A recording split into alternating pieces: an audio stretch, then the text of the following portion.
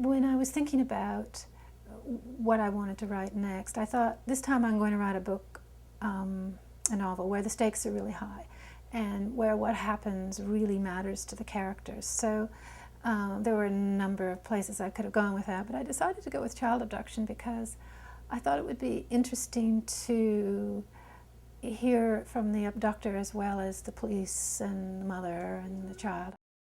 I wrote this book from the point of view of Ron, the abductor, Ron's girlfriend, the little girl he abducts, and the little girl's mother and a friend of the family. And it was challenging because I'm none of those people. I'm not a girlfriend.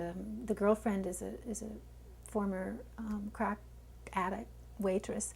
I've never had children. I'm not a little girl in today's world, or in any world. And I understand what it is like to fall in love with children, and the abductor does fall in love with this little girl. He's not a monster. That has generated some controversy. There were reviewers who wanted him to be a monster, mostly men.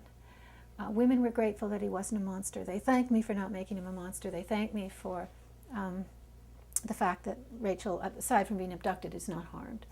And men wanted to hate this abductor, and they wanted, you know, him to be a two-dimensional creep that I took out at the end, and I didn't do that.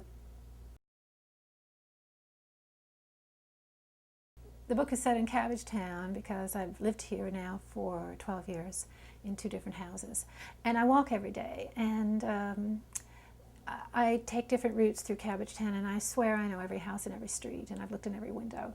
So it was natural for me to set it here because it's such a neighborhood, and everyone does know everybody. I don't know everybody, but I seem to know their dogs.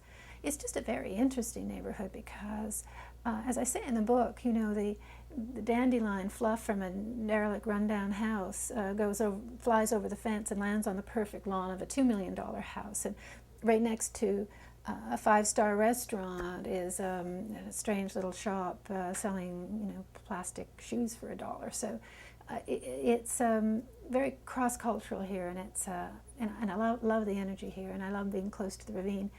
So to set a novel right where you happen to be living at the time, something I've never done before.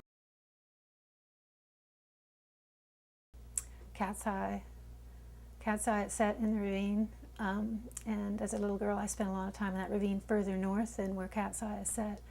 But boy, does she get the feel of spending time as a child in a ravine at a time when you weren't supervised by your parents the way kids are now. So when I was young and when Margaret Atwood was young, we got to run all over the place and experience the world in ways children can't. I mean, the fiction that's going to come out of this generation will have a lot to do with nannies and closed spaces, supervisors, getting picked up from school. There will be a lot of caregivers in the works.